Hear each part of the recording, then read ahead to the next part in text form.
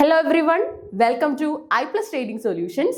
അപ്പോൾ ഇന്നത്തെ വീഡിയോയിലൂടെ നമ്മൾ ഷെയർ ചെയ്യാൻ പോകുന്നത് നമ്മുടെ HSST ഇംഗ്ലീഷിന്റെ നോട്ടിഫിക്കേഷനുമായി ബന്ധപ്പെട്ട ഏറ്റവും ഇമ്പോർട്ടന്റ് ആയിട്ടുള്ള ഒരു വാർത്തയാണ്. ഓക്കെ, ഡിസംബർ 31 നമ്മളൊക്കെ കാത്തിരുന്ന HSST ഇംഗ്ലീഷിന്റെ നോട്ടിഫിക്കേഷൻ വരികയാണ് അല്ലേ? അപ്പം നമ്മൾ കണ്ടിന്യൂസ് ആയിട്ടുള്ള ഒരു സ്റ്റഡീസിലായിരുന്നു. അപ്പോൾ അതിനൊരു റിസൾട്ട് ആവാൻ പോവാണ്, അല്ലെങ്കിൽ അതിന്റെ എക്സാം നോട്ടിഫിക്കേഷൻ ആണ് ഡിസംബർ 31 എത്തുന്നത്. ഓക്കെ, അപ്പൊ എന്താണ് HSST ഇംഗ്ലീഷ് പരീക്ഷ എഴുതാനായിട്ടുള്ള നമുക്ക് വേണ്ട യോഗ്യത അല്ലെ? എന്ത് യോഗ്യതയാണ് നമുക്ക് ഉണ്ടായിരിക്കേണ്ടത്? നമുക്ക് നമ്മുടെ കൺസേൺ സബ്ജക്റ്റിൽ, അതായത് ഇംഗ്ലീഷിൽ പോസ്റ്റ് ഗ്രാജുവേഷൻ ഉണ്ടായിരിക്കണം, അതുപോലെ തന്നെ BEd ക്വാളിഫൈഡ് ആയിരിക്കണം. ഓക്കെ, പിന്നെ അതുപോലെ തന്നെ നമ്മുടെ state eligibility test, LBS conduct ചെയ്യുന്ന സ്റ്റേറ്റ് എലിജിബിലിറ്റി ടെസ്റ്റ് ആയ സെറ്റ് പരീക്ഷ നമ്മൾ ക്രാക്ക് ചെയ്തിരിക്കണം. ഓക്കെ, അപ്പൊ ഇത് മൂന്നുമാണ് യോഗ്യതയായിട്ട് പറയാനുള്ളത്. പിന്നെ അതേപോലെ തന്നെ നോട്ടിഫിക്കേഷൻ ഡേറ്റ് നമ്മൾ ഡിസംബർ 31, ഓക്കെ, 2025 ഡിസംബർ 31 പ്രതീക്ഷിക്കുന്നത്. ഓക്കെ, നമ്മളൊക്കെ കാത്തിരിക്കുന്ന ഒരു നോട്ടിഫിക്കേഷൻ. അതേപോലെ തന്നെ മാർക്സ്, ടോട്ടൽ മാർക്സ് വരുന്നത് 100 മാർക്കാണ്. ഓക്കെ, 100 മാർക്കിലാണ് പരീക്ഷ സംഘടിപ്പിക്കുന്നത്. OMR എക്സാം ആണ്. HSA പരീക്ഷ പോലെ തന്നെയാണ് HSST ഇംഗ്ലീഷിന്റെ എക്സാമും കണ്ടക്ട് ചെയ്യപ്പെടുന്നത്. പിന്നെ അതേപോലെ തന്നെ നമുക്ക് പറയാനായിട്ടാണെങ്കിൽ ഫസ്റ്റ് പാർട്ടിൽ 40 മാർക്കാണ് ഇൻക്ലൂഡഡ് ആയിട്ടുള്ളത്. ഓഫ് കോഴ്സ് നമ്മുടെ ഇംഗ്ലീഷ് ലിറ്ററേച്ചർ തന്നെയാണ് ഇവിടെ വരുന്നത്. നമുക്ക് from early English literature to 18th century വരുന്നുണ്ട്. ഏറ്റവും ഇമ്പോർട്ടന്റ് ആയിട്ടുള്ള റൊമാൻറ്റിക് ആൻഡ് വിക്ടോറിയൻ പീരീഡ് പഠിച്ചു വെക്കേണ്ടതിന്റെ ആവശ്യം നമ്മൾ ഇവിടെയാണ് മനസ്സിലാക്കുന്നത്. അവിടുന്ന് ക്വസ്റ്റ്യൻസ് ഉണ്ടാവും. 20th സെഞ്ചുറി ബ്രിട്ടീഷ് ലിറ്ററേച്ചറിൽ നിന്ന് ചോദ്യങ്ങൾ പ്രതീക്ഷിക്കുന്നു.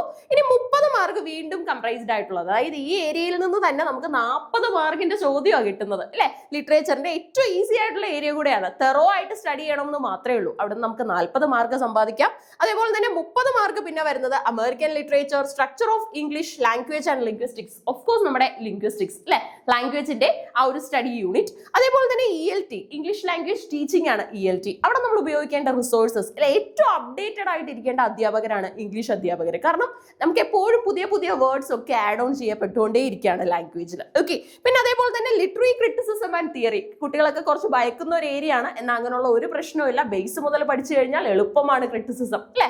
ഇനി അതേപോലെ തന്നെ നമുക്ക് കൾച്ചറൽ സ്റ്റഡീസ് വരുന്നുണ്ട്. അത് കുറച്ച് ബ്രോഡ് ആയിട്ട് തന്നെ ഡിസ്കസ് ചെയ്യാൻ വരുന്നുണ്ട്. പാർട്ട് 2 എടുത്തു കഴിഞ്ഞാൽ അവിടെ നിന്ന് നമുക്ക് 5 മാർക്ക് വരുന്നത് ടീച്ചിങ് ആപ്റ്റിറ്റ്യൂഡിനാണ്. ഓക്കെ, ടീച്ചിങ് ആപ്റ്റിറ്റ്യൂഡ്, അതായത് അധ്യാപകരാകാൻ പോകുന്ന നമ്മുടെ അഭിരുചി പരിശോധിക്കുന്ന ഒരു ക്വസ്റ്റ്യൻസ് ആയിരിക്കും അവിടെ ഉണ്ടാകുന്നത്. റിസർച്ച് ആപ്റ്റിറ്റ്യൂഡിൽ നിന്ന് ചോദ്യങ്ങൾ നമുക്ക് പ്രതീക്ഷിക്കാം. അവിടെ നിന്നും 5 മാർക്കിന് ചോദ്യങ്ങൾ ഉണ്ടായിരിക്കും.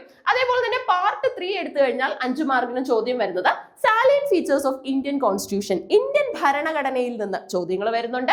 അതേപോലെ തന്നെ നമ്മൾ പാർട്ട് 3 B എടുത്തു കഴിഞ്ഞാൽ അവിടെ social welfare legislations and programmes അല്ലെ, നമ്മുടെ സാമൂഹികമായ ഉന്നമതികൾക്ക് വേണ്ടിയുള്ള ഏറ്റവും ഇമ്പോർട്ടന്റ് ആയിട്ടുള്ള കുറച്ച് പ്രോഗ്രാംസും കാര്യങ്ങളും ഒക്കെ അവിടെ നമുക്ക് ഡിസ്കസ് ചെയ്യാനുണ്ട്, നമ്മുടെ ഒരു അപ്ഗ്രഡേഷന് വേണ്ടി, സോഷ്യൽ അപ്ഗ്രഡേഷന് വേണ്ടി. ഇനി അതേപോലെ തന്നെ പാർട്ട് 4 എടുത്തു കഴിഞ്ഞാൽ നമുക്ക് അവിടെ 5 മാർക്ക് വരുന്നത് റെനൈസൻസ് ഇൻ കേരള, കേരള നവോത്ഥാനത്തിൽ നിന്ന് 5 മാർക്ക്.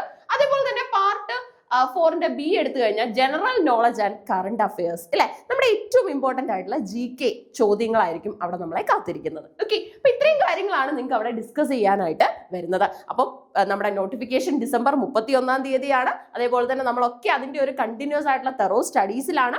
ഓരോ ഏരിയയിൽ നിന്നും വരുന്ന മാർക്കിന്റെ വെയിറ്റേജ് മനസ്സിലാക്കി, ചോദ്യത്തിന്റെ വെയിറ്റേജ് മനസ്സിലാക്കി വേണം നിങ്ങൾ ആ ഒരു ഏരിയ ഡിസ്കസ് ചെയ്യാനായിട്ട്. ലിറ്ററേച്ചറിന് നല്ല ഫോക്കസ് കൊടുക്കുക. 70 മാർക്ക് നമുക്ക് അവിടെ സമ്പാദിക്കാം. 70 മാർക്കാണ് നമ്മൾ അവിടെ കാത്തിരിക്കുന്നത്. ഓക്കെ, അപ്പൊ കൃത്യമായിട്ട് ഈ കാര്യങ്ങളൊന്ന് മനസ്സിലാക്കി വെക്കുക. ഡിസംബർ 31 വരുന്ന നോട്ടിഫിക്കേഷൻ ആയിട്ട് കാത്തിരിക്കുക. Thank you so much.